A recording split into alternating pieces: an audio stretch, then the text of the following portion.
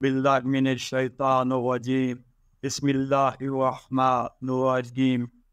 मेरे प्यारे मुसलमान भाइयों व नाज़रीन कराम, अस्सलामु अलैकुम। मैं आज आपको कुछ हज के मुतल्लिक़, हज के मंज़र के मुतल्लिक़ के बारे कुछ बयान करना चाहता हूँ कि जो कि इंसान को रोज़ आखिरत और क़यामत के बारे में और मैदान हश्र के बारे में ये कुछ याद दिलाता है। मेरे दोस्तों और भाइयों, जब इंसान हज का इरादा करके घर के लिए घर से रफ्ते सफ़र ये बांधता है और घर से सफ़र का आगाज़ करता है, उस वक़्त वो तमाम अपने रिश्तेदारों को, दोस्तों को, भाइयों को वो मिलता है और जिन लोगों से उसने कोई ज़्यादती की है, कोई कमी कोताही उससे हुई है, उनसे वो माफ़ी मांगता है।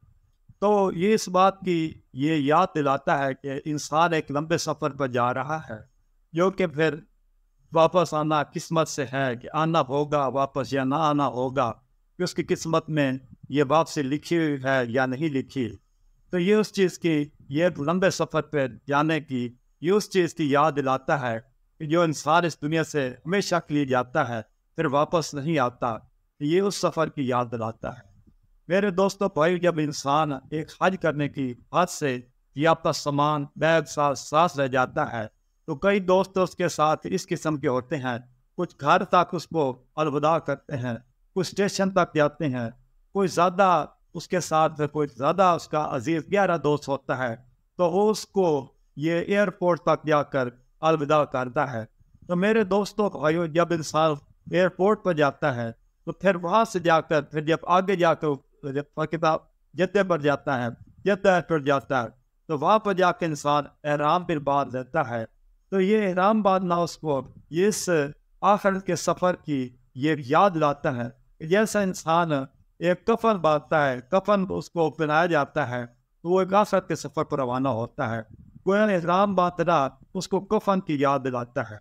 मेरे दोस्तों और भाई, जब इंसान खाना काबा के करीब पहुंचता है, तो वो एक ऐसे वो खाना काबा के खिलाफ से लिपट कर वो रोता है और अल्लाह तबारक ताला से अपने गुनाहों कसूर की माफ़ी मांगता है। ये उस कसूरवार की मानत होता है जो कि एक बड़े शफीक और बहुत बड़े मुरब्बी और मौसन के दर के साथ लिपट कर उसके गुनाहों की माफ़ी मांगता है और अपने गुनाहों का इकरार करता है।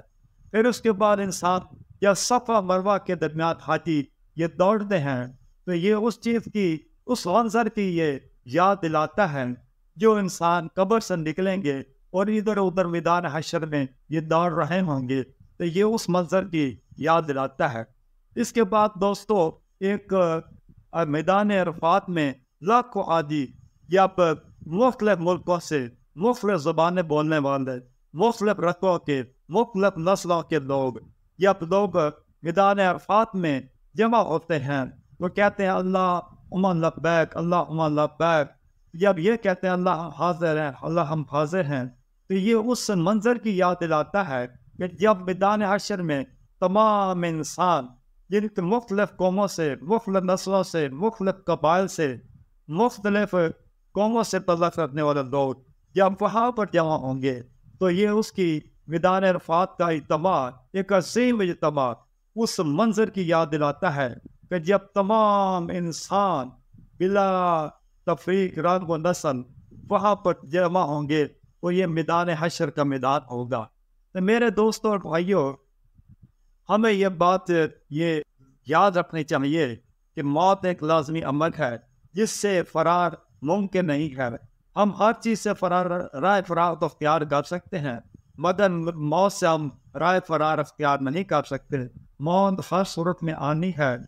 अगर इस मौत को हम याद रख लें तो हम एक अच्छे इंसान बन सकते हैं। हमें अल्लाह तबारक ताला के सामने पेशी का वक़्त भी याद रखना चाहिए कि हमने अल्लाह तबारक ताला के सामने पेश भी होना है और अपने अमाल का जवाब भी देना है। और मेरे दोस्त और भाइयों, हुज़ूर पाक सल्लल्लाहु अलैहि वसल्लम ने यह फरमाया है, आज दुनिया मज़रूअतुल आखिरा, दुनिया आखिरत की खेती है। हम इस दुनिया में जो कुछ करेंगे हमने वहाँ पर उसे पाना है, हमें इस दुनिया में जो कुछ बोना है हमने वहाँ जाकर काटना है। अगर हम फूल ये बीजेंगे तो हमने वहाँ पर फूल ही काटने हैं। अगर हमने या कांटे बीजने हैं तो वहाँ पर कांटे ही उठाने हैं। इसलिए हमें ये ज़हन में रख लेना चाहिए, ज़हन में बात नशीन रखना चाहिए। अगर हम नेक अमाल का बीज बो रहे हैं तो हमने वहाँ पर नेक अमाल का फल ही काटना है। हम अगर कांटे बीजते हैं तो फिर हमें फूलों की उम्मीद नहीं रखनी चाहिए। यही हमारी ज़िंदगी का असल मकसद है और यही चीज़ हमारे दिमाग में बिठानी है कि हम अगर कांटे बीज रहे हैं तो फिर हम वहाँ पर फूलों के उम्मीदवार बने, तो ये बात मुमकिन नहीं हो सकती। अल्लाह तबारक ताला ने हमें पैदा किया है, हम इसलिए पैदा किया है कि हम नेक अमाल बजा लाएं, हम उसकी इबादत करें, हम उसकी मखलूक के साथ अच्छे सलूक करें। यही सबसे बड़ा कामयाबी का राज है। वमा अलैना इल्लल बलागुल मुबीन।